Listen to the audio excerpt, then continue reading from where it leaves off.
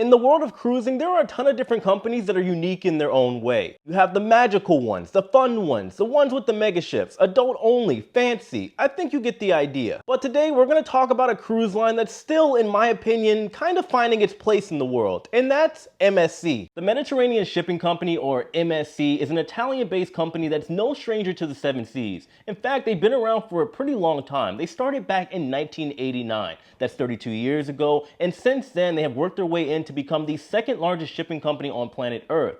Now you fast forward to 2002, they have their passenger cruising division. Once they started that, they have now become the third largest cruise ship company on planet Earth. That is absolutely amazing. Now that we got the boring stuff out of the way, however, I did recently have the privilege of sailing with MSC. Some things I really loved and others I hated. I'm going to talk about my experience with MSC in today's video. Now before we get into the video, I do have to put a little disclaimer for all the keyboard sailors out there. This video that we're going to be sailing through does contain my personal experiences and opinions. It may be different from yours, which is totally fine.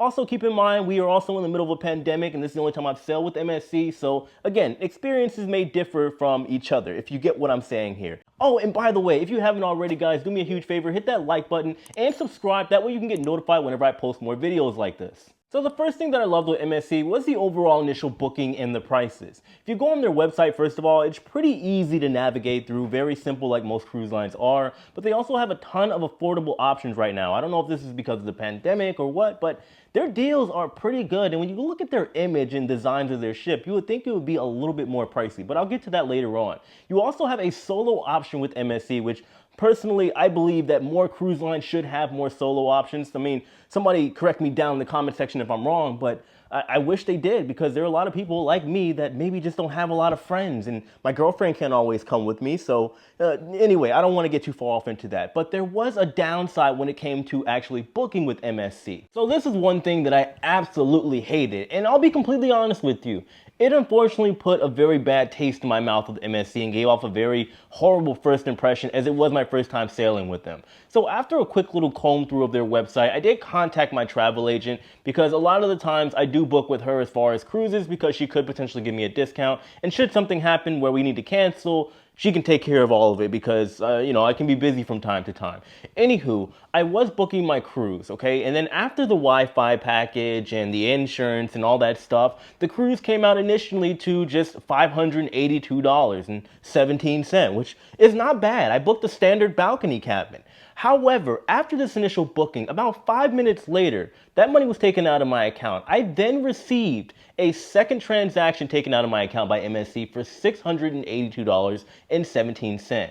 Now, this came apparently towards another booking. Now, immediately, I got to give my travel agent some credit. She was able to contact MSC immediately, which at that point, they said they would take care of it. They owned up to it, said it was their bad. We waited a couple days and the transaction was no longer pending. It actually got confirmed and went through and posted and got taken out of my account. So I'm trying to figure out what's going on. And this situation just kept getting worse and worse. When my travel agent called MSC back, they apparently just offered future cruise credit, which to that I said, no, I have a 3-day cruise. I'm not going to do anything with essentially $700 of future cruise credit, right? So this whole thing is going back and forth. She's calling who she can as far as management, and they're telling her they're going to take care of it. I wait until about the last day or so before my actual cruise, because I booked my cruise about 3 weeks or so out. Don't judge me. I do book my cruises sometimes kind of last minute. But anyway, I do contact them and they give me this whole runaround. They can't give me a reason as to why an extra $682 got taken out of my account,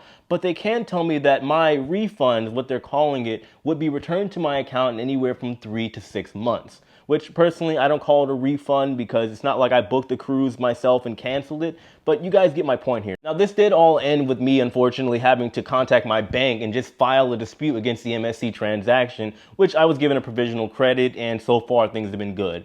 The point of the story is that the money is back in my account, even though it is kind of frustrating. Moving on, another thing that I absolutely loved was the overall embarkation process with MSC. If you've never been to Port Miami, where the Meraviglia was sailing out of, it can be a little intimidating because it's pretty big. Well, it's the biggest cruise port in the United States.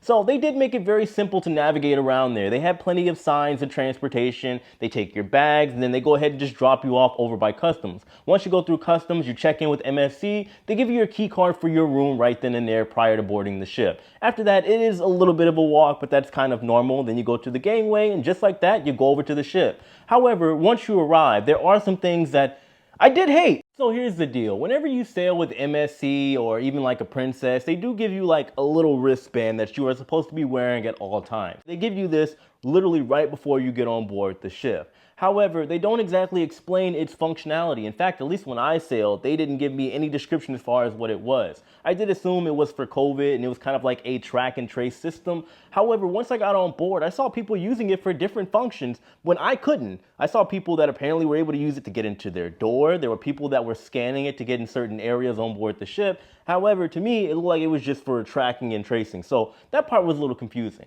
But another thing that got on my nerves too, and I saw a lot of people also complaining about this, whenever you get on board the ship, just like, you know, when you go to a port of call, for example, do you ever have people all in your face trying to sell you things? Well, they had that on board the MSC Meraviglia. As soon as you got on board, you got people throwing things in your face like, do you have the drink package? Did you get Wi-Fi? Do you want it now? Now, I get it, okay? There's nothing wrong with upsell from a business standpoint. However, there is a way to do it. You got to look at it this way. You have passengers that have just paid anywhere from hundreds to thousands of dollars to sail on board this ship. The last thing they want right out of the gate is somebody trying to get them to spend more money. Now, another thing that I loved about MSC is the overall design of their ships and the aesthetics that go along with it. If you've ever been on an MSC ship or if you've seen one, you know that their ships are absolutely beautiful. They're well kept, they're clean. However, one thing that I hate when it comes to MSC is the confusion around it. At least over here in the United States, well, I'm not in the US right now, I'm in France, but when they're sailing in the United States, I would assume they're a little better branded over in Europe where they're mainly sailing at. However, it's just confusing because you don't know exactly what lane they're in. You go to one part of the ship, you're wondering if you should be wearing a suit everywhere you go, or you go to another part of the ship and it's like, okay, well, maybe we should just kind of wear whatever we want and party. I've been to Italy quite a few times, and there is those two sides of it. There's the fancy Italian that everybody knows and all the expensive, beautiful food, and then you got the other side that just kind of, you know, hangs around and drinks and parties. And there's nothing wrong with either one. But MSC, you got to pick a lane. Or maybe I'm just going crazy because that's what it felt like on board. All right, so moving forward, I am just going to give you a fair warning. I don't really have too many more good things to say about MSC. I tried to make this video kind of evened out. However, it's kind of hard to do. And maybe I'm just biased when it comes to MSC because I had a bad first impression with them. However, it is what it is. So I'm just letting you guys know. But if you do want to stick around, please hit that like button if you're enjoying the video so far. So the next thing I hated was the vaccinated zones. Now, I know what you're going to say. How could you hate that kind of area? They're keeping people safe. Look, I say I hated this because it was just extremely confusing, and either that or it just didn't make sense. So there have been a lot of changes when it comes to the pandemic and COVID protocols, of course. This ship was heading towards Bahamian waters, you know, over in the Bahamas, their private island Ocean Cay, so things had changed. Essentially, just to be clear, everybody on board that was 12 and up had to be vaccinated. So basically, you're talking about a somewhat fully vaccinated cruise, with the exception of people that are 11 and under. You get the idea. However, they had these vaccinated zones, and the benefit about being in the vaccinated zone was that you could take your mask off.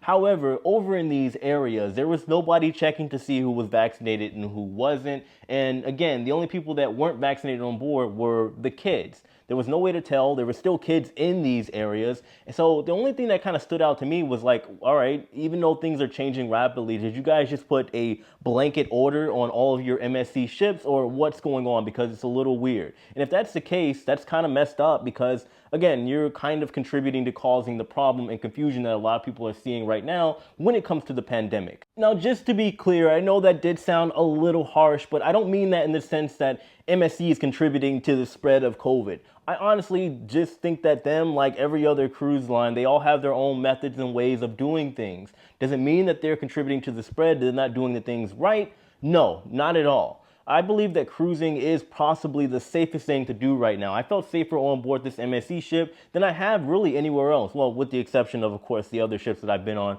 in recent weeks. But you get my point. I don't think that they skimped on any COVID protocols. I know that's been a big rumor that's going around. But personally, at least for my actual cruise on board the MSC Meraviglia sailing out of Port Miami, I didn't see anything that kind of alarmed me to think that they were just kind of dismissing a lot of the protocols and not keeping everybody safe on board. So I do want to make that clear. I just think their methods and stuff they were using for my cruise was a little confusing when it came to certain things. So another thing that I hated was the muster drill, because again, like so many other things that I'm talking about on this list, it was extremely confusing and a lot of it was kind of pointless.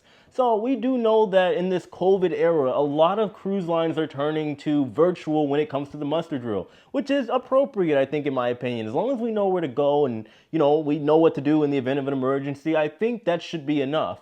However, when it came to MSC, they kind of did the trickery on us, all right? They tricked us. So the thing was, like 15 minutes out of nowhere, 15 minutes prior to around 5 o'clock, they ended up saying over the intercom that everybody had to return to their rooms, no matter what they were doing. Everybody that was sailing on board the ship, for a safety demonstration on the TV, which everybody was fine with. We go over there, we rush back to our rooms and whatnot, and we get a virtual demonstration. Now, a lot of us are thinking that, okay, well, we're doing it virtually, it's over. No. After we do the video, or watch the video rather, we then have to head to our muster stations, which we couldn't use the elevators, so we had to walk to our muster stations, which thankfully for a lot of us, it really wasn't that far. However, it was still kind of an inconvenience. We go all the way there, packed like sardines into these giant crowds, just to have our track and trace scanned, and then after that, we were free to go. Now, I'm not gonna lie to you, it was pretty quick overall, and it wasn't bad. However, I just didn't see the purpose. If you're gonna do it virtual, do it virtual. If you're gonna do it the old way, do it the old way. I get you wanted to kind of eliminate a lot of the time people are clumped together, but people were still clumped together randomly for honestly no reason whatsoever. Next, I'm gonna tell you why I hated the shows on board. So here's the thing, most of you that watch my videos know that I am a former crew member, but even before I worked on board cruise ships, I am a professional breakdancer and acrobat. I've done shows literally all over the world, and a lot of different shows at that. So the unfortunate side to having that experience is that I can't just personally sit down and watch a show unless it absolutely blows me away, which is very rare. I'm always looking at the lighting, where people are standing, and what kind of show it is. These shows on board the MSC Meraviglia, just to be honest with you, is what you would call a filler show. Meaning you hire a magician or a fire breather or something of that nature, and the dancers that are already present and accounted for, essentially what you do is just make a quick little ditty around the main performer. They just do a quick little show and they put, some background music and some lighting and a cool backdrop, and they just kind of go from there. This was the idea for pretty much every single show on board the MSC Meraviglia. Now, I will give them the benefit of the doubt. I was excited to see the Cirque du Soleil show that they had there, but unfortunately, due to the pandemic, that show did go bankrupt, so they had to make some adjustments. Their last show, I think it was called Way or something like that, it was really good, but you could still kind of see the piece by piece togetherness of it all. And this isn't just my personal opinion. I talked to a bunch of regular people that don't come from an entertainment background as well. They said the same thing. The show overall was good, but not great when it comes to other cruise lines and other shows on other ships.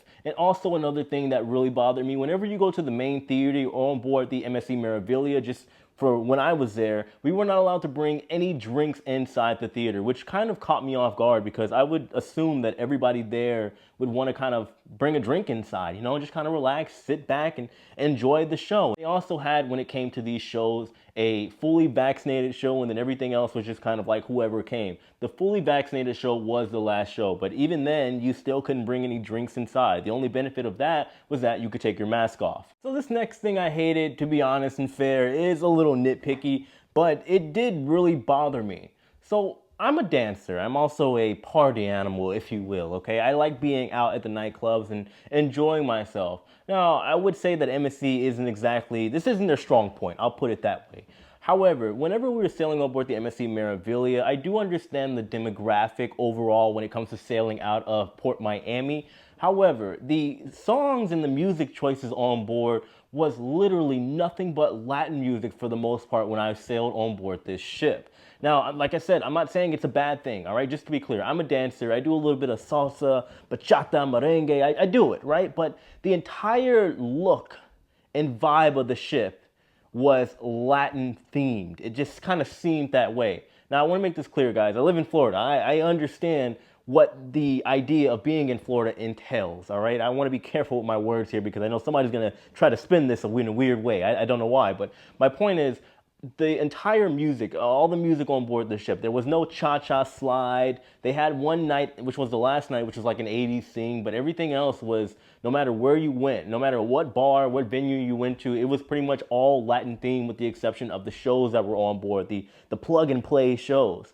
And this kind of bothered me because, again, I'm somebody that likes a little bit of variety, all right? I like to hear a little bit of hip hop. I don't mind doing a little bit of line dancing, even though I'm horrible at it. But I do believe that if it's going to be a certain style of music, certain genre, that should be kind of put in some type of disclaimer or description somewhere. That's just how I personally feel. As somebody that has sailed with multiple cruise lines, I've never had that situation happen because all it does is create an environment where everybody's kind of getting looked at awkward that doesn't fit the overall demographic or doesn't understand the music. I went to one of the bars, or a couple of them, while I was on board, and because they were only playing Hispanic music and Latin music, the situation was everybody was looking at me weird, like, why is this guy even here? He doesn't do this stuff, even though I did. So you get my point here, I hope. Now, another thing that really grind my gears and I honestly hated was how MSC does the Wi-Fi.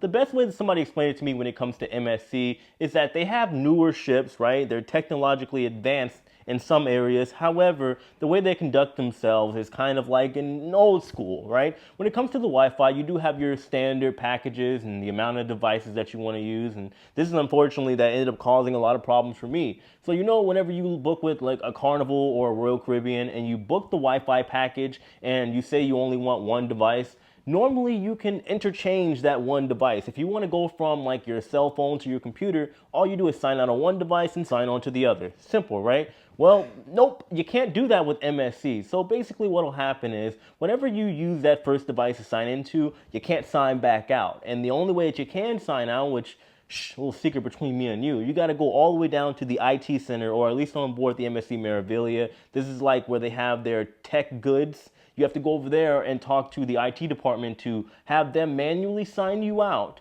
and then have to manually sign you back in from one device to the other. Also, when you go there, depending on who you talk to, they might tell you that they can or can't do it, which happened to me. So it's an unfortunate situation, and I'm sorry, maybe it's just me, but it's very frustrating because I use my phone for all of my work, but then I also use my computer for like 5 minutes at a time for some quick editing whenever I upload my video. So yeah, another thing I hated was how they did some of their activities on board. Yeah, they have like the standard things like your bingo and whatnot, but when it came to doing like, let's say, outside activities, especially on a sea day, they kind of fall short when you compare and stack them up to the other big cruise lines in the game. So one thing that I noticed was on board the MSC Meraviglia, whenever you went to the rope course or the water slide area, they closed pretty early. It was the last sea day, a sea day, mind you, and they closed everything down just before 5 p.m., which is kind of weird, especially given this time in the world that we're living in when evening comes around like 8:30-ish going on to 9 o'clock. A little weird in my opinion. Also with the water slides, I didn't go on them, but I did hear it was an issue because there's usually a massive line, but on top of that too, you got people that can kind of pre-book, and whenever they pre-book, they can use it for a certain amount of time as opposed to just going down once, and it causes a massive mess. Don't quote me on that. This is just what I've heard from a couple people when it comes to that part. Another thing I didn't like is when it came to the arcade and the basketball court. The basketball court isn't exactly just a basketball court. They use it for other things. Now, this is normal, but one thing I didn't like, because I do like to play ball every now and then, even though I'm horrible at it, is that they leave like a slot time, like 2 times per day, where it's like a 7 a.m. to 8 a.m. and then a 7 p.m. to 8 p.m. where you can play basketball, and that's the only time. You can't go there any other time to play ball. On top of that, a lot of their amenities and activities were down for the count. Bowling was down. Their flight simulator was down. It was weird overall. And I just wasn't happy about it because as somebody that's kind of active and I like to do things, I like to at least know when these things are happening because we didn't get that. And I want to know if they're actually broken down. I would like them to not be, especially since I'm on the cruise. Now, last but certainly not least, we gotta talk about the food, which I hate it. I'll be honest with you. One thing that I don't like when it comes to food is when the food, let's say, isn't bad, but it's just bland. There's no flavor, no bam, no kick, no seasoning. It's just dry and bland and no seasoning. This is what happened, at least in my personal experience on board MSC's ships. Now, I did do an actual review on one of the spots, and just to be fair, I didn't go to any of the specialty dining options on board because I do believe that if you want to check out what a cruise line or anything really has to offer, you got to go to the basics. So in a cruise perspective, you're talking about the buffet and the complimentary specialty dining options. It's like going to try a pizza. You don't get a pizza with the works and the meat lovers and whatnot. If you want to see how good a pizza actually is, you try the pepperoni or you try the cheese, the square one, the basics, level one. You get what I'm saying? So this is something I just didn't like when it came to MSC. For being an Italian line, I felt like they kind of had to step it up a little bit and they just did not deliver. Whether they care or not, personally, I don't know, because at the end of the day, this is a business and they more so just want to get butts and seats. And if they're offering a product, especially at the prices that they're offering, it is what it is. I mean, they're probably going to get people to continue going on board these ships no matter what, just because of how beautiful the ships are and how the prices are, even if their food is bland. Now, even with all these things that I hated in mind, I do have to be honest and fair in saying that I did overall enjoy my time because I love traveling and it's a cruise. So naturally, you are going to have a great experience as long as nothing crazy happens. I also will be giving MSC a second chance, but that's it. Because I know a lot of people out there are going to say, well, you can't judge based off of just one experience. You got to go back. Actually, yeah, I can, because we're not talking about eating some food at McDonald's. We're talking about paying hundreds, if not thousands of dollars for a cruising experience. So I would hope that experience can be judged and be on point, because yes, I personally am a travel vlogger, but you got people out there that save up for years to enjoy these experiences and go sailing on a cruise ship. They're not gonna try MSC and have a horrible time and then say, you know what, nah. I'm going to give it a second chance and see what happens. Maybe they just had a bad day. Nobody's going to say that. This is why you have your people that are loyal to Royal and they want to be on the fun ships and nothing else. So you get my point here. Oh, and by the way, I do got to give you a little nugget. When it comes to guest services, customer service, whatever you call it on board, there is a way to avoid that if you are talking about incidentals. This is something that I love. Now, you know, typically if you have debts or incidentals, you do have to go over incidentals. Incidentals, you know what I mean. But whenever you have incidentals and you got to go to guest services and wait in that long line to pay it off, well, with MSC, they do have a couple machines laying around on deck, I believe 5 and 6, where you can just go ahead and pay your incidentals right there. Or if you want to put money on that card to where you can kind of just max it out, you can do that as well, which I personally think it's a great feature. But anyway, guys, let me know what you think. If you've sailed with MSC before, if you want to, let me know your thoughts in the comment section below. Just keep in mind, it was my personal opinion. On your way out, please hit that like button, subscribe, let me know if you want to see more. Thank you so much for watching, guys, and I'll see you very soon. Take it easy.